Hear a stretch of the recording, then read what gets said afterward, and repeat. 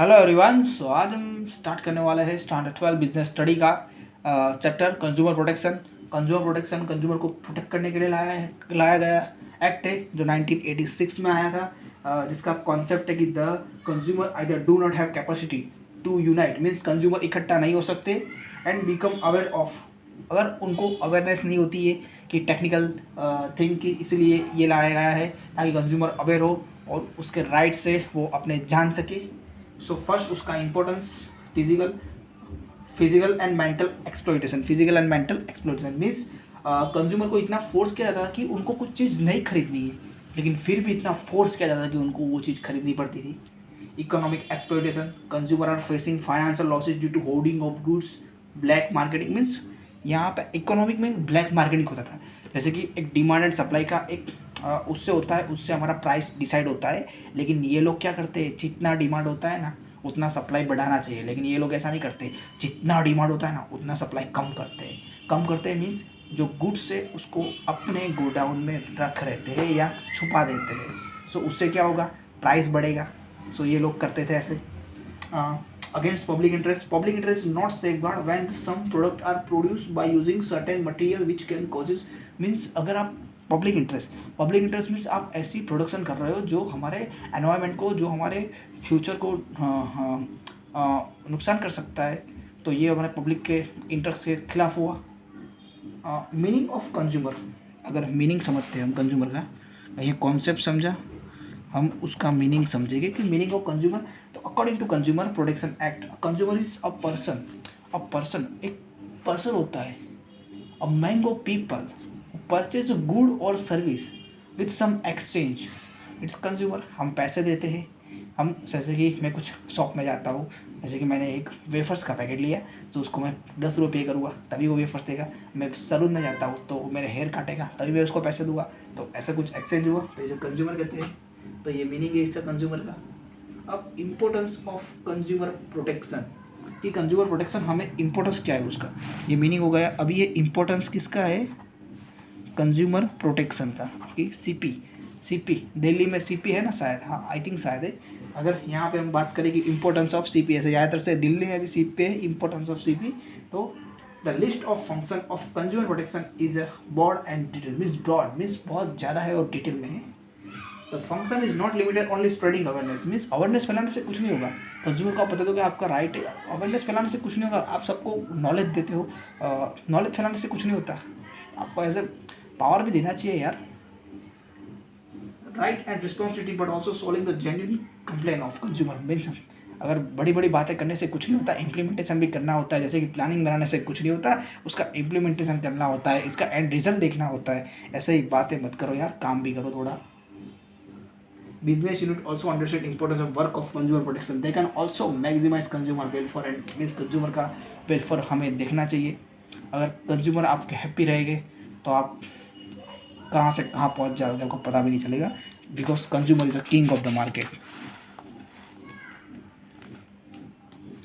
Then importance of consumer protection from view point of business, ये business के view point से है, business के व्यू पॉइंट क्या है, बिजनेस के व्यू पॉइंट से इसका इम्पोर्टेंस है। किसका इम्पोर्टेंस है भाई, कंज्यूमर का। ऐसे में क्यों लिख रहा हूँ, क्योंकि आपको याद रहे बिजनेस के व्यू पॉइंट से क्या है, बिजनेस के व्यू पॉइंट से उसका इम्पोर्टेंस है। किसका इम्पोर्टेंस है, कंज्यूमर का। सो फर्स्ट है use of public resource and wealth, use of public resource and wealth means every business is utilizing public resources and wealth continuously, means जो entrepreneur बनता है, जो धंधा करता है, वो पब्लिक के रिसोर्सेज यूज़ कर रहा है, पब्लिक से वो लोन लेगा, ये सब करेगा, तो वो पब्लिक के रिसोर्सेज यूज़ कर रहा है। तो अगर आज वो यूज़ कर रहा है तो उसको रिटर्न देना भी बनता है। तो एज अ सोशल रिस्पॉन्सिबिलिटी उसकी को उसको रिटर्न देना पड़ेगा। सोशल रिस्पॉन्सिबिलिटी बोला ना, सोशल रिस्पॉन्सिबिलिटी,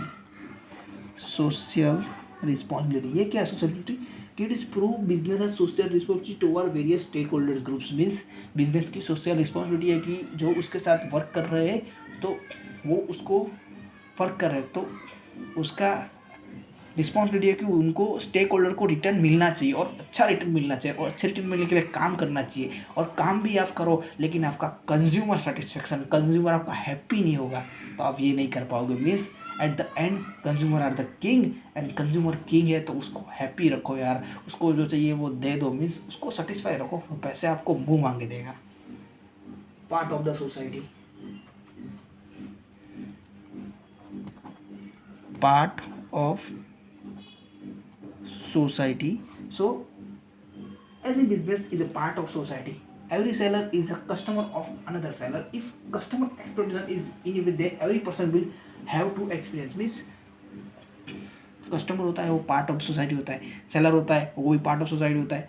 कोई एक से सर्विस लेता है, कोई एक से अवेल करता है, तो it is called interrelated business. Means सब एक ही है। इम्प्रेशन ऑफ सोसाइटी, ये बहुत इंटरेस्टिंग है।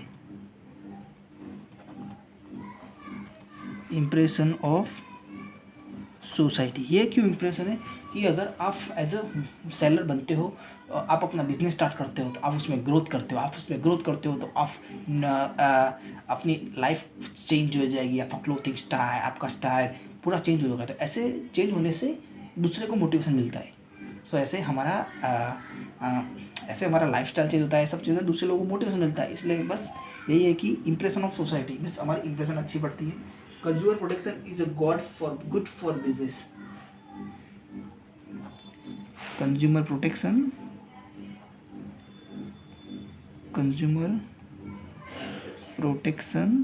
Is good for business. तो ये क्या कह रहा है कि business unit have realize that consumer wellbeing is essential. Means consumer wellbeing is जरूरी है। अगर कंज्यूमर सेटिस्फाई होगा तो ही हम मार्केट में टिक पाएंगे। आज कोई भी प्रोडक्ट देख लो, कोई भी कंपनी बड़ी देख लो, उनका कंज्यूमर सेटिस्फाइड है, कंज्यूमर को 100% सेटिस्फैक्शन मिल रहा है, तभी वो ग्रोथ की तरफ बढ़ सकती है। अगर आपको लॉन्ग टर्म में जाना है तो, अगर क्योंकि लॉन्ग टर्म में आप किसी भी एडवर्टाइजमेंट से या किसी भी वजह से आप नहीं जीत सकते।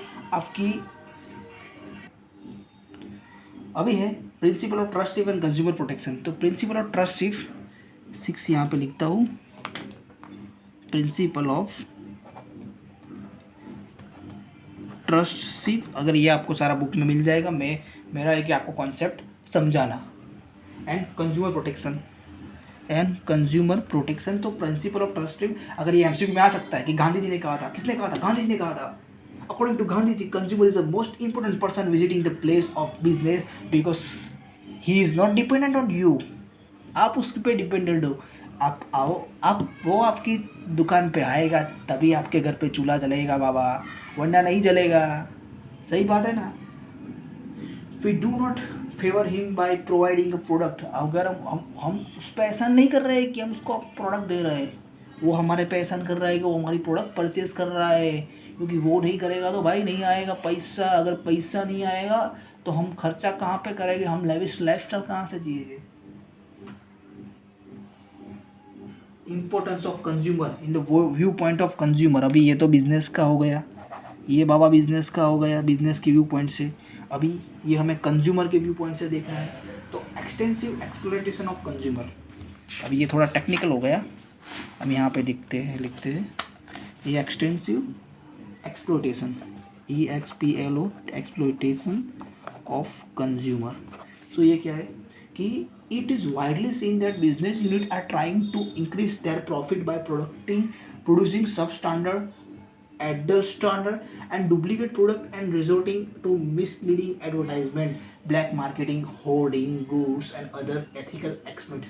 ये क्या कर रहा है पता है ना, it's just technical term, but ये ऐसा कि जैसे कि आपने सुना होगा USA उल्लासनगर सिंधी एसोसिएशन ऐसा कुछ था। सबको लग रहा है ये USA है। आजकल मार्केट में 100 रुपये में भी चप्पल बिकता है, नाइक का, रीबॉक का, लेकिन वो सब डुप्लीकेट कंपनी का होता है भाई। मीन्स ये लोग ब्लैक मार्केटिंग करते हैं।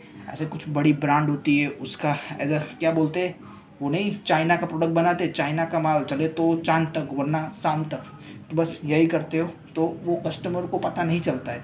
Everyone not intelligent. जैसे कि क्लोथिंग में होता है, क्लोथिंग में अगर तुमको ऐसे कपड़े में तुमको ज़्यादा पता नहीं चलेगा तो कोई तुमको सस्ता कपड़ा महंगे में भी दे सकता है। So be careful. Ignorance of consumer, ignorance of consumer. So ये इग्नोरेंस की क्या बात कर रहे हैं कि इग्नोरेंस ऑफ कंज्यूमर में consumer are not aware about law which empower them we, means उनको पता ही नहीं होता यार कंज्यूमर को कि उनके लिए वैसा लॉ बना है कि अगर उनको कोई चूना लगा रहा है तो वो उनके खिलाफ वो सूट फाइल केस अपने राइट के लिए वो जा सकता है। दे हेजिस्टेड इन टॉकिंग लीगल स्टेप, डर लगता है यार लीगल में जाने के लिए क्योंकि टाइम कंज्यूमिंग प्रोसेस हो जाता है। They having insufficient and misleading information सही नहीं होती, सब लोग भी मना करते कि भाई अपना काम नहीं है, हम ये सब नहीं कर सकते। The prime importance is to spread awareness among the consumer regarding the law, means हमको स्प्रेडिंग करना चाहिए था इन्फॉर्मेशन को। पता है टीम ऐड आती है, ऐसे टीम ऐड आती है, ऐसे बता दे कि हमारा राइट ये है वो सब, तो टीम में तो ऐड आती है। लेकिन अभी जैसे एजुकेशन जैसे बढ़ता रहेगा ऐसे सबको लॉस सब मालूम चलने रहेगा, तो मे बी फ्यूचर में इतना कंज्यूमर को इतना जैसे कि अभी सब हो रहा है उतना नहीं होगा। Lack of unity among consumer, ये तो है हमारा क्या है, हमारा क्या है, सब यही बोलते हैं, हमको क्या लेना देना।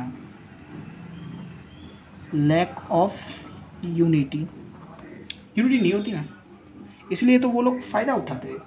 And individual consumer advisor prove himself weak but if large group of consumer unite, अगर एक जना होगा तो वो लोग सामने वाले वो एक पे वार करेंगे, अगर तुम लार्ज होगे तो यार वो कुछ नहीं करता ना।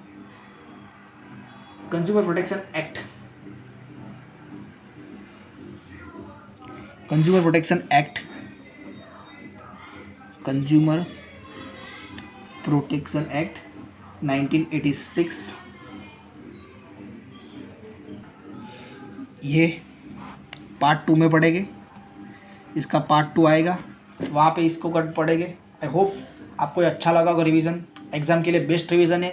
मैं फोकस कर रहा हूँ कि आपको मसाला आपको याद रहे, बीच में बकवास भी करता हूँ थोड़ी घड़ी, लेकिन वो बकवास आप सुनोगे तो क्या आपको एज याद रहेगा। सारा टेक्निकल टर्म थोड़ा होता है तो टेक्निकल टर्म हमको याद नहीं रहता है, लेकिन ये बकवास याद रह जाती है। आपको अच्छा लगा तो लाइक करिए, शेयर करिए, सब्सक्राइब करिए। सेकंड पार्ट 2 आएगा, तब तक के लिए थैंक यू, धन्यवाद।